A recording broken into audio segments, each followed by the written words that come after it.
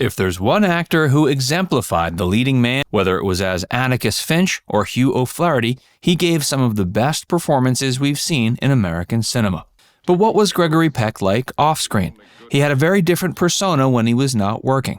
His life was not without struggles. He struggled to become a successful actor and experienced several personal tragedies. Let's learn about the incredible life and career of Gregory Peck. Early life.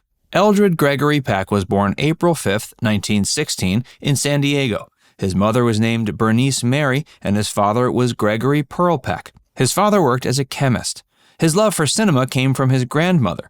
Gregory was an only child and spent much of his childhood with his grandmother rather than his parents. His grandmother would take him to the cinema each week, and he fantasized about one day seeing himself on the big screen.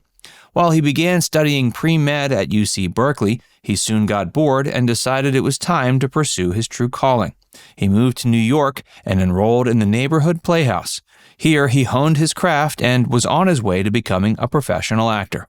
Before we tell you more about Gregory's life and career, be sure to give this video a like and subscribe to FactsVerse for more. Early career. Upon graduating from the neighborhood playhouse, Gregory Peck made his Broadway debut. His first play was The Morning Star, which debuted in 1942. He made his film debut the following year in Days of Glory. He received his first Academy Award nomination for his role in The Keys of the Kingdom. Another great role was in Alfred Hitchcock's film Spellbound. He continued to act regularly throughout the 40s and received another Academy Award nomination for his role in the film Gentleman's Agreement. He had developed a reputation for playing characters who displayed a great moral compass. His career began as the Second World War was ending. It was during this time audiences wanted to see powerful characters who could display virtue.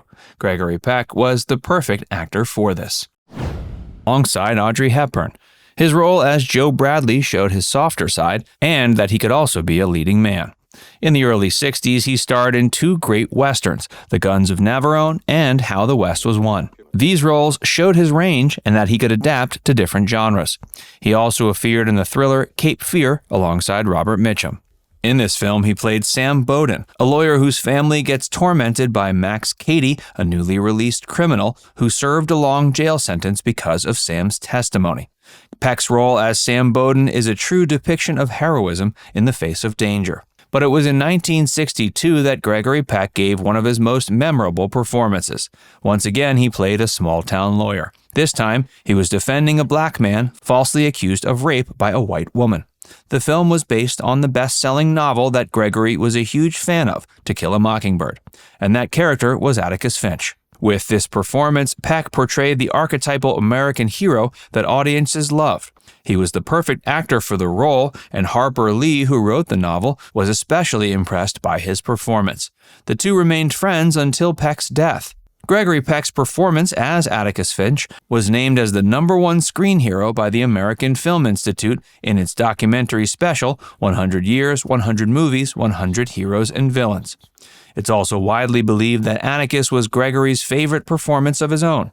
He continued to have a great career throughout the 60s to the 90s, but his performance as Atticus Finch defined his acting style and on-screen persona. Gregory's struggles. While it might seem like Gregory Peck had an easy path to success, he faced many struggles on his way to stardom. During the early years of his acting career, he had to work odd jobs to pay the bills.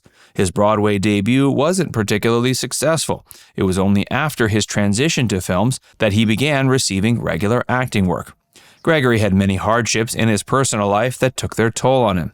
His first marriage to Greta Kukkonen lasted from 1942 to 55. With Greta, he had 3 children. Sadly, 2 of his sons faced personal tragedies as well. His son Jonathan had an illustrious life. He spent time in the Peace Corps, volunteered in Tanzania for a few years, and worked at a radio station in the U.S. Like his father, Jonathan had the public image of showcasing high morals and decency. Nevertheless, he sadly suffered from internal strife that's still largely unknown.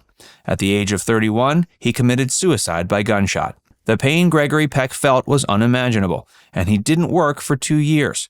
His son Anthony also had several personal issues, including drug addiction, alcohol addiction, and a divorce from model Cheryl Tiegs.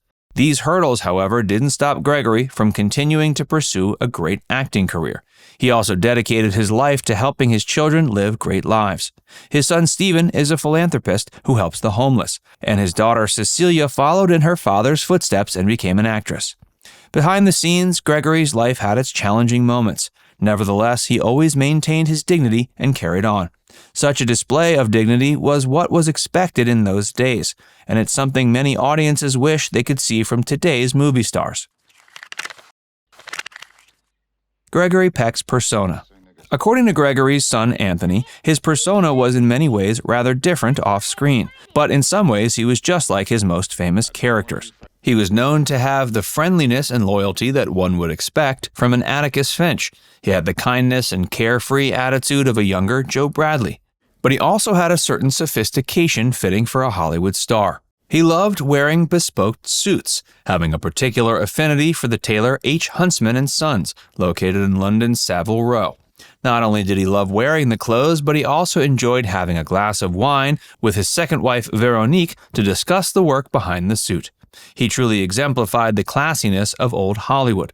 To this day, Gregory Peck is renowned not just for his incredible acting, but also for his off-screen persona and how he carried himself. The eyeglass brand Oliver Peoples created their own pair of glasses named after the actor. They are reminiscent of the glasses he wore as Atticus Finch. Gregory Peck didn't just influence American cinema. The iconic Indian actor Dev Anand was often referred to as the Gregory Peck of India, as he not only played heroic characters, but also had an amicable off-screen persona and a fashion sense that shaped what became fashionable among young Indian men. Gregory Peck's legacy. Gregory Peck's last role was as Father Mapple in the 1998 TV miniseries Moby Dick. This was the second time he appeared in an adaptation of Herman Melville's novel. The first time was in a 1956 film adaptation in which he played Captain Ahab. He'd been offered to play Grandpa Joe in the film Charlie and the Chocolate Factory, but sadly passed away before the film began production. He was also one of the most requested guests for the interview show Inside the Actor's Studio, but passed away before he could appear. His family created the Gregory Peck Award for Cinematic Excellence in 2008. This is an award given to a cinema professional who has made strides in the industry. Previous recipients of this prestigious award include Lawrence Fishburne, Sir Patrick Stewart, Alan Arkin, Annette Bening, and Gabriel Byrne. Eldred Gregory Peck died in 2003 at age 87 from bronchopneumonia. He left behind a great legacy of film, television, stage, and radio performances. His life and career are one to emulate and one that will inspire generations to come. Now it's time to hear from you. What's your favorite Gregory Peck role of all time? Let us know in the comments section below. And before you go, make sure you give this video a like and subscribe to Facts Verse if you haven't already. Click the bell icon to stay updated on all our latest content.